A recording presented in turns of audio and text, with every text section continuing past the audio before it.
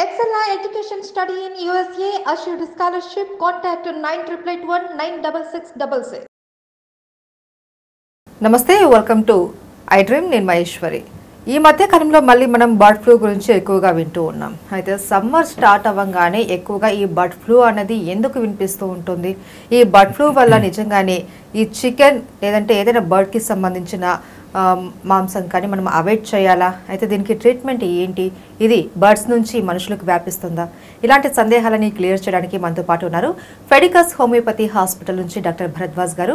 వారిని అడిగి తెలుసుకుందాం. నమస్తే సార్. నమస్తే అండి. సార్, బర్డ్ ఫ్లూ మీరు వినే ఉంటారు.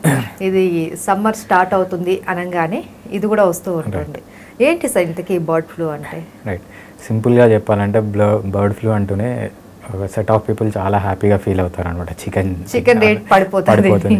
సో స్టూడెంట్స్గా ఉన్నప్పుడు మేము కూడా బర్డ్ ఫ్లూ అంటే అసలు ఇంకా చాలా హ్యాపీగా ఉండేవాళ్ళం అనమాట. సో బర్డ్ ఫ్లూ అనేది మామూలుగా అదొక వైరస్, ఏవియన్ ఇన్ఫ్లుయెన్జా వైరస్ అంటాం అనమాట.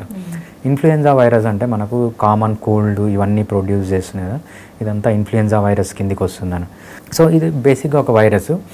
నార్మల్గా అది బర్డ్స్కి వస్తుంది, అంటే చికెన్ కానీ ఒకటే కాదు, సో ఏ బర్డ్కైనా వచ్చే ఛాన్స్ ఉంటుంది అనమాట. దీంట్లో కొన్ని స్ట్రెయిన్స్ ఒక్కొక్కసారి ఏమవుతుందంటే, స్ట్రెయిన్స్ అంటే ఏంటంటే లైట్గా దాని జీన్స్ కొద్దిగా మాడిఫై చేసుకున్నది, అంటే జెనెటిక్ వేరియంట్ అనమాట. అది హ్యూమన్ బీయింగ్స్లో కూడా ఇన్ఫెక్ట్ అవుతుంటుంది. ఇది ఎవరిలో మామూలుగా చూస్తుంటామంటే, ఎవరైతే ఈ క్లోజ్గా ఈ కోళ్ళ ఫార్మ్స్ దగ్గర పనిచేసే వాళ్ళు, తర్వాత జూలో పనిచేస్తుంటారు, కొంతమంది ఆర్నిథాలజిస్ట్ అంటారు అనమాట, అంటే బర్డ్ సైంటిస్టులు, వీళ్ళలో వచ్చే ఛాన్స్ ఎక్కువగా ఉంటుందన్నమాట. సో సిమ్టమ్స్ అనేవి కూడా పెద్ద మనం చెప్పుకోదగ్గ సిమ్టమ్స్ ఉండవు. సో ఏవేమి ఉంటాయి, కోల్డ్ ఉండొచ్చు, కాఫ్ ఉండొచ్చు, సో రన్నింగ్ నోస్ ఉండొచ్చు, నాసోఫారెంజియల్ ఇరిటేషన్ అంటామన్నమాట. సో కళ్ళ దగ్గర, నోస్ దగ్గర, థ్రోట్ దగ్గర మొత్తం ఇరిటేషన్ ఉండొచ్చు. ఇది నార్మల్ కండిషన్లో. కొంతమందిలో ఏమవుతుందంటే ఇది సీరియస్గా మారుతుంది. సీరియస్గా మారి లోయర్ రెస్పిరేటరీ ట్రాక్ట్ ఇన్ఫెక్టెడ్గా మారుతుంది అనమాట. అప్పుడు ఎక్కువ డిజ్నియా అంటే బ్రీతింగ్ ప్రాబ్లం రావడము, తర్వాత న్యూమోనియా రావడము, సో ఇది డెత్కి కూడా దారితీస్తుంది చాలా కొన్ని రేర్ కేసెస్లో. సో ఏదేమైనా ఇది వచ్చిన వాళ్ళు సో చాలా జాగ్రత్తగా ఉండడం మంచిది. అయితే సార్, ఎక్కువగా ఈ చికెన్ తినడం వల్ల, బర్డ్ ఫ్లూ ఉన్న చికెన్ తినడం వల్ల కూడా వస్తూ ఉంటుంది అని అంటారు.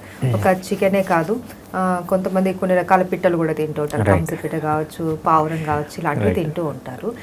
సో దీని ద్వారా ఇది మాంసం తినడం వల్ల ఈ మనుషులకు కూడా వస్తుందండి. రైట్ అండి. సో ఆ ఇన్ఫెక్ట్ అయినది మాంసం తిన్నారంటే వచ్చే ఛాన్స్ ఉంటుంది. ఇది ఓన్లీ చికెన్కి ఒక్కటే అని కాదు, ఏ బర్డ్ అయినా. ఇది ఏవియన్ వైరస్ అంట. ఏవ్స్ అంటే ఏంటంటే ఆల్ ది బర్డ్ కేటగిరీస్, మనకి ఎన్ని బర్డ్స్ అయితే ఉన్నాయో అన్ని బర్డ్స్కి ఈ వైరస్ వచ్చే ఛాన్స్ ఉంటుంది. సో ఒక చికెన్కే అని కాదు, కమ్స్ అంటాము, లేకపోతే ఈము అంటాము, తర్వాత కొంతమంది పావురాలు తింటారు, కొంతమంది పిచ్చుకలు తింటారు, ఇంకా చైనా వాళ్ళు అయితే వాళ్ళు ఏం తింటారో వాళ్ళకే తెలుసు. సో ఏది తిన్నా కూడా బర్డ్ కేటగిరీ, ఇది మనకు రెప్టైల్స్ నుంచి వచ్చిందనమాట బర్డ్స్. సో ఈ బర్డ్ కేటగిరీ ఫుడ్ ఏది తిన్నా కూడా వచ్చే ఛాన్స్ ఉంటుంది. వన్స్ ఒకవేళ ఈ బర్డ్ ఫ్లూ కనుక మనకి అటాక్ అయింది అని అనుకోండి, మీరు చెప్పిన సిమ్టమ్స్ అవి కనిపించాయి అనుకోండి, మనం ఏమైనా టెస్ట్ చేయించుకోవాలా, అది అవునా కాదా అన్నది ఐడెంటిఫై చేయడానికి? రైట్. సో మనకు మెయిన్గా మనం చూసుకోవాల్సింది ఏంటంటే, సో ఇన్ఫెక్షన్ అనేది అప్పర్ రెస్పిరేటరీ ట్రాక్లో ఉన్నంత వరకు పర్లేదు. సో నోస్ కానీ, లేకపోతే మనకు ముక్కు గారడం కానీ, లేకపోతే కళ్ళు రెడ్గా కావడం కానీ, ఎప్పుడైతే సిమ్టమ్స్ డీప్గా వెళ్తున్నాయో, అంటే డిస్నియా, మెయిన్గా బ్రీతింగ్ ప్రాబ్లమ్స్, బ్రెత్లెస్నెస్ రావడం కానీ ఇవన్నీ జరుగుతుంటే, సో ప్రొడక్టివ్ కాఫ్, ఎక్కువ కాఫ్ రావడము, తెమడ ఎక్కువ రావడము, ఇవన్నీ చూస్తే ఏంటంటే మనం చెస్ట్ ఎక్స్రేస్ తీయించుకోవడము, తర్వాత చాలా మార్కర్స్ ఉన్నాయన్నమాట, ఇన్ఫ్లుయెన్జా మార్కర్స్, ఆ మార్కర్స్ టెస్ట్ చేయించుకోవడము, అదేవిధంగా కొన్ని సీరియస్ కండిషన్లో ఎంఆర్ఐస్ చేసుకోవడము, ఇవన్నీ కామన్గా చేయాల్సి వస్తుంది. ఇవన్నీ అడ్వాన్స్డ్ కేసెస్లో. సో డెఫినెట్గా సి రియాక్టివ్ ప్రోటీన్. ఇంకోసారి ఏమవుతుందంటే ఇది ఇనీషియల్గా వైరల్ ఇన్ఫెక్షన్గానే ఉంటుంది. ఎప్పుడైతే ఈ వైరల్ ఇన్ఫెక్షన్ కొన్ని రోజులు ఉంటుందో అది బ్యాక్టీరియల్ ఇన్ఫెక్షన్గా కన్వర్ట్ అయ్యే ఛాన్స్ ఉంటుందన్నమాట. సో ఎక్కువ ఇన్ఫ్లమేషన్ వచ్చినప్పుడు సి రియాక్టివ్ ప్రోటీన్ అని చాలా టెస్ట్లు ఉన్నాయి, మనము కామన్గా చేయించుకోవచ్చు.